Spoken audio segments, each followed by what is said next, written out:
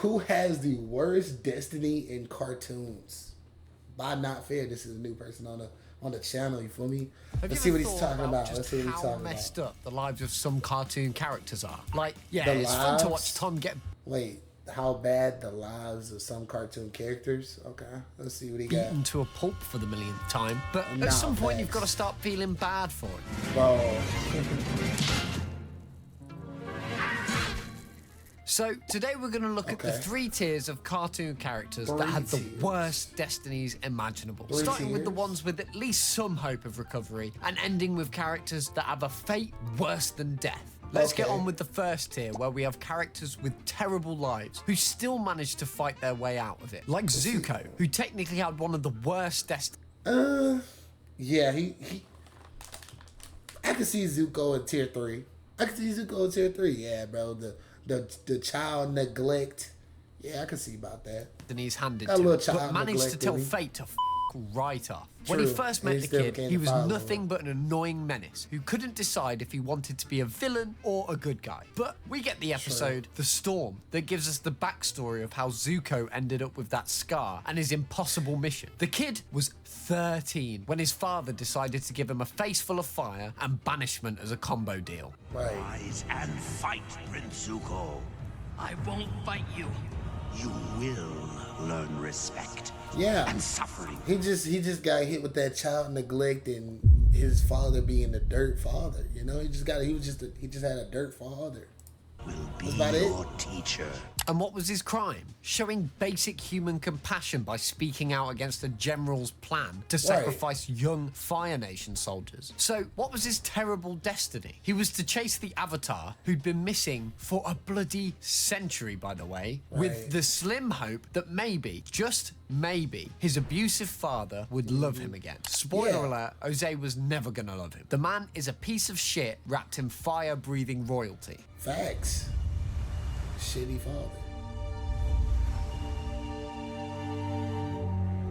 Dirt. And love. eventually, Zuko realized this, and he broke out from his delusion that he could be accepted by his dad. He didn't make a 180 change of heart overnight, but he at least managed to change the history. I forgot he trying to challenge that nigga. Still got his ass whooped, by the way. He couldn't even beat his sister. Katara had to do that. That he would have been bound to because of the family he Yeah, was that's all born right, into. yeah. And Zuko's not the only kid Okay, who who's inherited next? a war he didn't start. Steven Universe got a full diet of magical destiny stories. Now, Steven Universe with Destiny, I don't think he had a bad Destiny for real. I want to hear his key points though.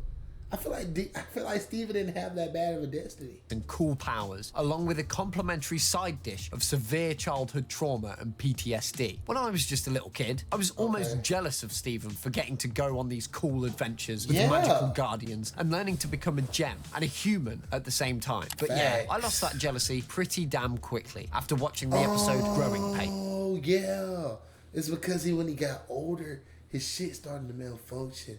That's when I'm finna say, the beginning of Steven Universe, you would love to be Steven. Facts. There, Am I not- Steven I'm goes not for what only should be a routine checkup with Dr. Maheshwaran, and she discovers his body has suffered numerous fractures from past traumas. Like his skeleton is practically held together with willpower and denial. There's a clear history of numerous fractures, like here on the skull. Everything is perfectly aligned. It almost looks as if the bones healed themselves the instant the injuries occurred. Then she asks him to try and tell him a happy memory. And to his horror, all of his happiest memories involve his life in danger in some way. You see, Stephen inherited his mum's rose quartz gem, Yeah, which sounds thanks. cool until you realise he also inherited her war, her mistakes, and the fact she was actually Pink Diamond, one of the tyrannical space dictators Yeah. everyone was rebelling against. Yeah, that's a pretty crazy All right, okay. Now, when you get to the specifics, okay, I get it now. Yeah. Once again, it had to do something with the parents, though. Let's be honest.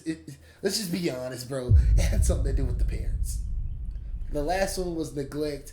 The next one was giving burdens that she didn't take accountability. She didn't take accountability and gave accountability to the responsibility to her son. and it just backfired a little bit. He wasn't ready.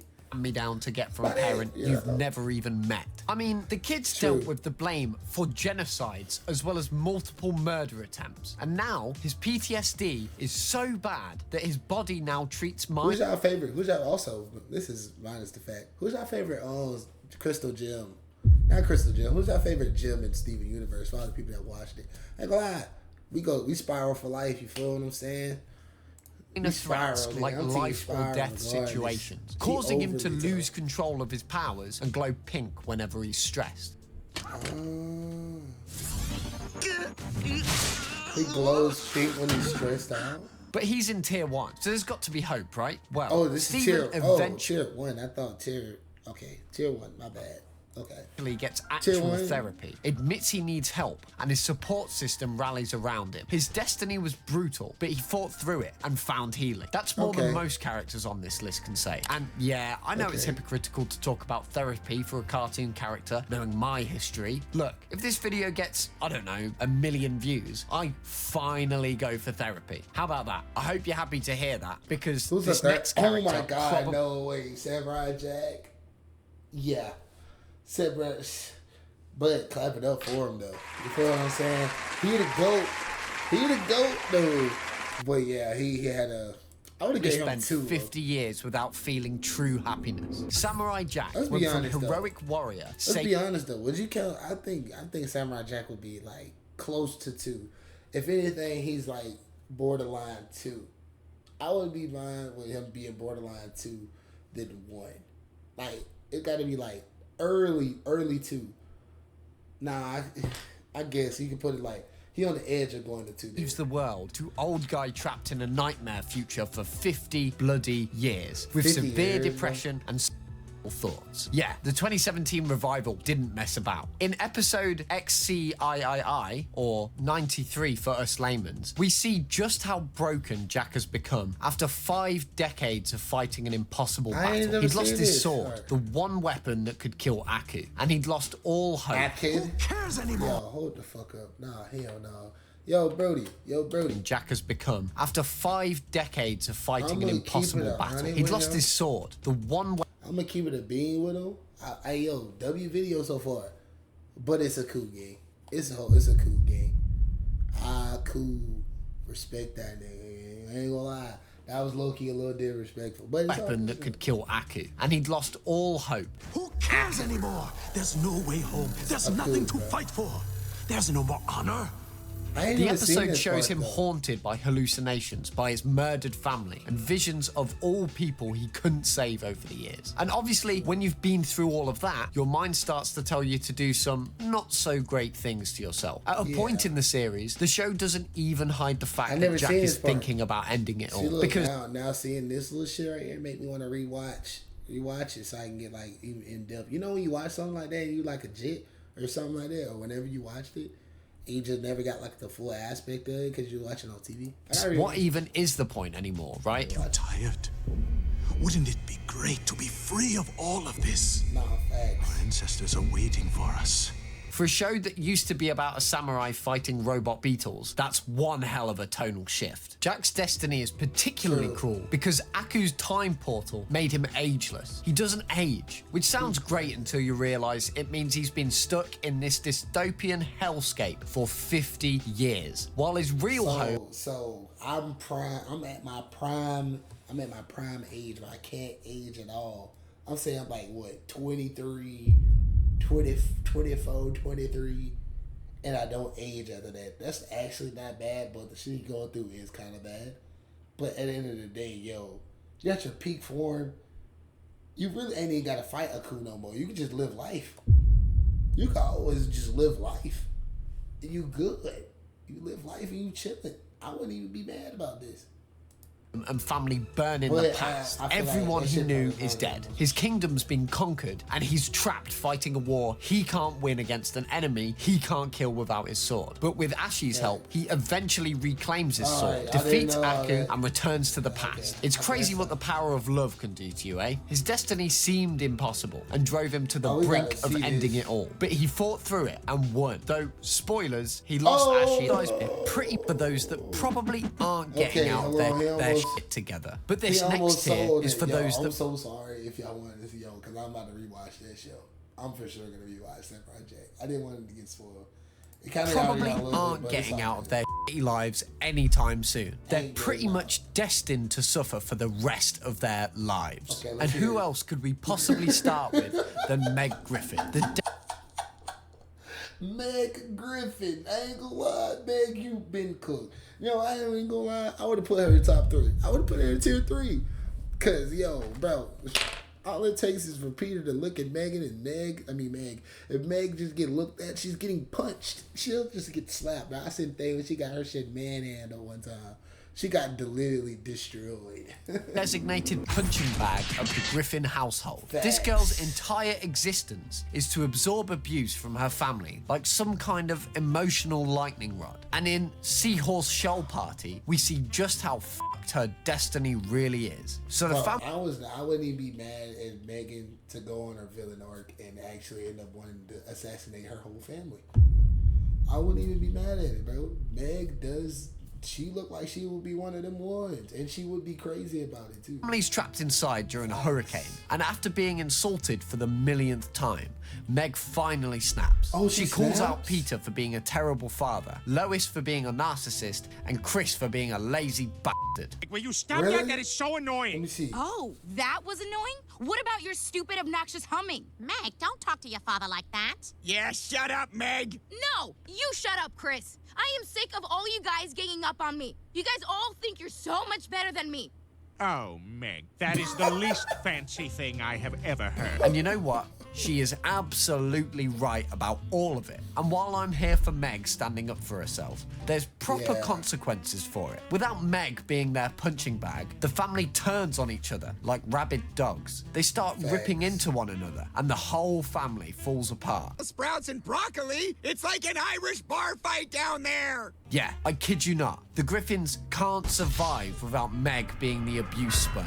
Meg, Mind you, not. The Griffins can't she's not even in this. She's not even like in this frame. survive without Meg being the abuse sponge. Meg has to f***ing apologize and take it all back just so her family can function again. Her destiny is to remain the family's toilet, and she's Yeah. fully aware that her purpose in life is to be treated like shit Like, so her look, family she's can getting function. there. This one doesn't even sound like destiny.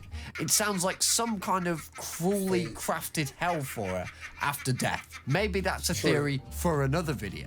Moving on to someone whose suffering is so Is this Charlie iconic, Brown? it becomes a cultural metaphor. Charlie Brown and that goddamn football. Now, there's a million examples of Charlie Oh my god, yo, the football, specifically the football. Damn, yeah. Brown getting screwed over by the universe. But in Your First Kiss, Charlie Brown is particularly see. brutal. Chuck gets chosen to escort the little red-haired girl as homecoming queen. Sounds like it should be his moment, right? Right. It's the little red-haired girl. Sure, Charlie Brown. She's the homecoming queen, and you're supposed to escort her to the ball. She's Okay. your date, Charlie Brown. Wrong. Lucy pulls the Wait, football what? away from him 4 times during the actual football game, including the game-winning field goal attempt. The team loses by 1 point, and everyone blames Charlie Brown for it.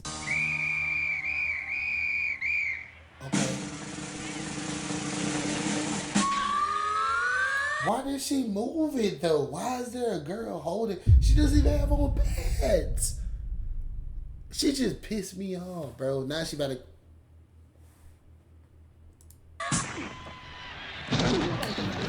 And he got tackled. He doesn't even have the football in his head. He doesn't even have the football. He got tackled. Not Lucy, who literally sabotaged him in front of everyone. Nope, it's somehow Chuck's fault. The universe is so cosmically rigged against this kid that CBS received actual viewer complaints about how unfair this episode was. And you f***ing know I was right with them, mailing Facts. alongside them. Yo, bro, like, I feel like that could get some controversial. Like, I wouldn't even, like, I feel like it would get controversial for that too, though, if you think about it. Because, like, at the time of that happening, what it'd be like, why did the dude get all the, like, the hate, and then, but they didn't attack the girl with the football, you feel what I'm saying? That's on some, why the dude get it, but the girl didn't on some double standard shit. Like, I don't know if I'm just talking at my dome or something, but would that be crazy? People were so upset by how much fate was bullying this bold child that they wrote angry letters to a television network. And this isn't just a one-time joke either. Does it every Charlie time. Brown's entire life is like this. He tries to accomplish something and the universe responds by kicking him in the teeth every single time. And the cartoon universe seems to have a kink for putting people down, because we haven't even talked about Squidward tentacles yet. That squid is proper depressed, and not even in the funny way either. Like, sure, it's played for laughs and everything, and yeah, I laugh at him a good amount of times. But Squidward needs a damn vacation or something. Fucking hell. There's a time where SpongeBob asks him about his happiest moment, and Squidward realizes that he doesn't even have one. Not like Steven, who has memories, but all of them involve him on the verge of death. So, what's your happiest memory, Squidward? Let me think. Damn. I seen this episode. He actually doesn't have one. I guess I don't have a happiest memory. Oh, well. Nah, Squidward doesn't even have a single happy memory in his entire life. This sends him into a 2-week depression spiral, so severe that the episode includes some properly dark jokes about Squidward. I'm not even kidding. There's a bait and switch with an oven and a rope that got people talking. I just can't seem to get happy. Well, that didn't help. The writers clearly wanted us to understand just how deep Squidward's misery goes. So his destiny is to be trapped next to the loudest, most annoying neighbor imaginable, working a soul-crushing job at the Krusty Krab, constantly having his dreams crushed, and even when he gets a brief moment of rest or success, the universe snatches it away immediately. I don't know how he even has the strength to get up every morning knowing that's just his entire life. Damn, now I'm thinking about it, gig. Like, doing, bro. Yo, that shit low-key sad, bro. I actually feel bad for that nigga. Yo, I actually feel bad now, bro. Damn. That is sad, bro. Oh my God. And since we're talking about the more cartoony shows, how about one of the real OGs? All right, Tom, Jerry. the f***ing cat who can never catch a break. I could pick any episode of Tom and Jerry to prove my point, because the whole series, every episode, every scene is just Tom getting absolutely demolished by... I ain't gonna lie, yo. Once again, this is like tier 3, like borderline tier 3, bro. He always somehow gets hold. Has he ever got a win, bro? I think he rarely gets wins, bro. I don't think he get wins at all that I can recall. Jerry in increasingly horrible ways. So let's talk about one of the episodes that really showed just how things are for the cat. And even we all remember, like, if y'all see this, I think I've reacted to a video about this, about the Dark True system. Damn mouse too. In Blue Cat Blues, Tom bankrupts himself by trying to win a female cat's heart, only to lose her to the richer Butch. The episode ends with Tom sitting on train tracks waiting to be run over. Then Jerry's girlfriend does the same thing to him, and Jerry joins Tom on the tracks. The episode just ends there, with both of them waiting to die.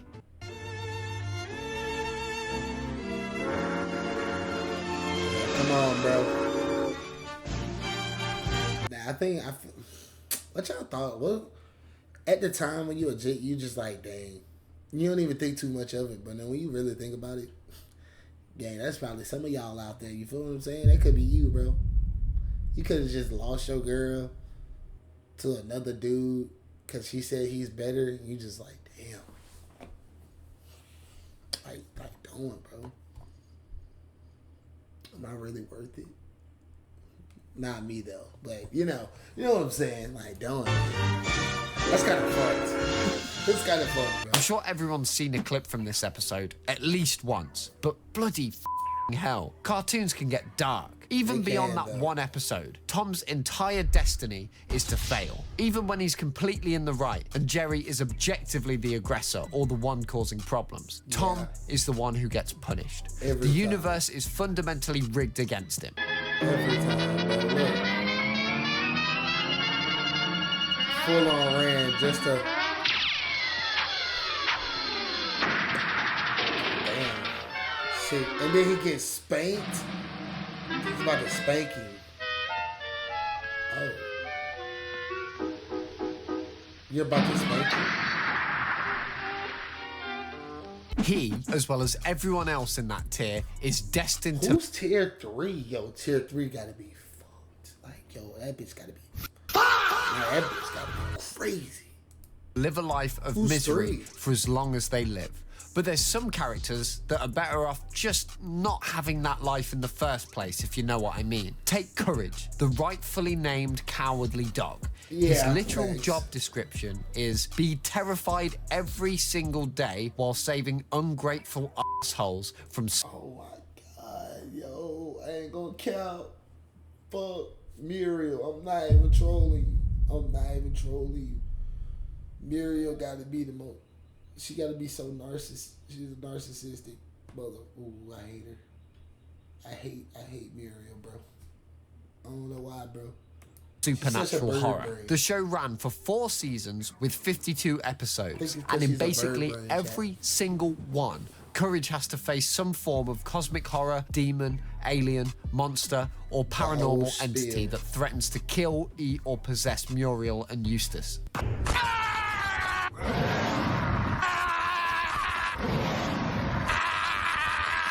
Literally, bro. And every single time, the cowardly dog has to pull up his pants and stare death in the face. I just know. Like, I'm not saving that. Keep it a bean. I'm not saving that. Yo, I'm not saving that or him, bro. He's Eustace. I'm not even gonna cap. I'm never bad at Eustace, bro. He just might just not like dogs, bro. He just might If be I like a was in person that don't like situation, dogs. I'm sprinting out of that goddamn house. Courage has way bigger balls than I do. And that's just his destiny. He's not meant to be brave sometimes. His life is to be terrified every single day, forever, and still save everyone anyway. That's pretty heroic, sure. But it's also a complete nightmare. It is, though. Know how many times we done got scared? I'd rather be Squidward, honestly. At least he only deals with annoying neighbours and not eldritch abominations. The fact that Courage even survives these daily True. devils is a miracle in itself. You Every know, time. Courage's life might actually not be the worst. Imagine losing yourself completely. Simon Petrikov's story is genuine. God, yeah, bro. Ice King, I ain't gonna lie. You would have thought Ice King was like one of those, just like, you know, weirdos. You would have thought Ice King was just a weirdo. Whole time, it's not even his fault. It's the thing that's on his head, bro. It's just a mental thing. He's mentally fucked. Genuinely one of the It's most like if he got like a mental disorder. He literally had a disorder. heartbreaking destinies in cartoon history. I Remember You is the episode that makes you want to curl up in a ball and cry. Ice King visits Marceline to write a song, and she discovers old letters Simon wrote to her before the crown completely consumed his mind. These One of the letters are best. Simon apologizing in advance. That is probably one of the best songs, other than pancakes and fries. Fries and pancakes, and the song she For had what in he's the door, going- and the song she had in the door. I fucking lied. Everything stays. To become. He knew the crown was Everything erasing him stays. bit by bit, and he was powerless to stop it. Look, this clipping. This was you, Simon, before the war. Because he needed it to survive the post-apocalyptic world and protect young Marceline. And we even get to see how the crown was a necessity for him to survive the post-apocalyptic world. In Simon and Marcy, we see flashbacks of Simon slowly losing himself each time he puts on the crown to protect her from danger. Every time he uses it, a bit more of Simon disappears and a bit more of the Ice King emerges. And he did it willingly, because the alternative was letting Marceline die. By the time the series series starts, Simon Petrikov is effectively dead, and the Ice King is what's left. He became the butt of the joke that spent his life chasing after princesses and getting his arse handed to him, rightfully so by Finn and Jake. It's heartbreaking, especially what episode was that? I've never seen that episode, Jack. Getting his arse handed This is some fan art, right? I ain't never seen this episode to him, before. rightfully so by Finn. Like, yo, that is terrifying. And Jake. It's heartbreaking, especially knowing the brilliant mind that used to be there under all that crazy. But if we're talking about destinies worse than death, then how can we forget little Kenny and his fate, which is literally death? When South... By far, the worst life than Kenny. Did y'all see that episode? When Kenny came, like, yo, his parent, every time he dies, the parent literally gives birth to another one. Like another Kenny. Literally. He can never catch a break. Bro, Kenny, bro. I ain't gonna lie. Kenny the truth, though, bro. He a trooper, gang. Kenny dying in every episode was just a running gag. Oh my god, they killed Kenny. Kenny's dead. Oh my god, they've killed Kenny! You bastards! I heard that shit at least once a day as a kid. Right. It was just a dark comedy, nothing more. But then the show revealed that it's not just a gag. Kenny is actually cursed. Yeah, I was absolutely tilted when I fucking heard this. He genuinely dies, feels everything that comes with that death. The pain, the trauma, everything. And then wakes up the next day alive again, with all of his memories intact. No one else remembers except him. And occasionally Cartman, which is somehow worse. Take a fucking second and just... Oh my fucking god, he remembered. I never knew he remembered every time he died. Bro, that's fucked. Yo, that would mess with my brain, bro. That would literally mess with my remember brain. all of the deaths that Kenny has experienced. He's burned alive, crushed, exploded, eaten, dismembered, you name it. And then he wakes up, goes to school, and has to pretend everything is normal while carrying the trauma of multiple deaths that nobody else actually acknowledges. Kenny's existence is a literal horror movie. Wait, hold on. Why is Kenny so fragile, though? Like, he just like some type of toy or something. Like, he just got ripped in half. Nobody else actually acknowledges. Kenny's He just regularly got ripped in half, though. existence is a literal horror movie playing on loop. That has to be one of the worst destinies in all of fiction. At least Simon lost his memories of what he'd been. Kenny has to remember everything. Now, before we go ahead and wrap this up, let's give a quick shout out to a couple of characters who came close but didn't quite make the cut. Plankton deserves a mention for his eternal... What tier would y'all think Plankton would be? I think it would be probably 2. Plankton would be 2. Yeah. I don't think he'd be 1 because he can't get out of it. He's never going to get that secret Krabby Patty formula, so yeah, I'll give him 2. Eternal failure destiny. The bloke has created thousands of elaborate schemes to steal the Krabby Patty formula. Aaron, quick! You gotta cut this Krabby Patty out of me stats! And every single one fails spectacularly. His entire life is dedicated to a goal he will never achieve. Ever. Imagine your life's purpose being something you're cosmically designed to fail at. He didn't make the cut though, because 1, he can just do something else with his life. I mean, come on. He's got the money to keep a failing restaurant running and build completely useless inventions. But he can't just try a different venture. I wouldn't call that a destiny, just a really stubborn arsehole. And then there's Butters, the sweet, innocent kid who gets absolutely wrecked by circumstances beyond his... I don't think Butters can come close. I don't know. What would y'all put Butters at? I don't think Butters would be like a good one, to be honest. Control in basically every episode he's in. He's grounded for things he didn't do, manipulated by Cartman constantly, and generally... tier 1. Yeah, tier 1. Child neglect and friend neglect. He just ain't got no friends. Treated like... He get that Meg treatment. Rubbish, despite being genuinely kind and well-meaning. His destiny is to be the universe's chew toy while maintaining his innocence and optimism. That guy, he must be tough.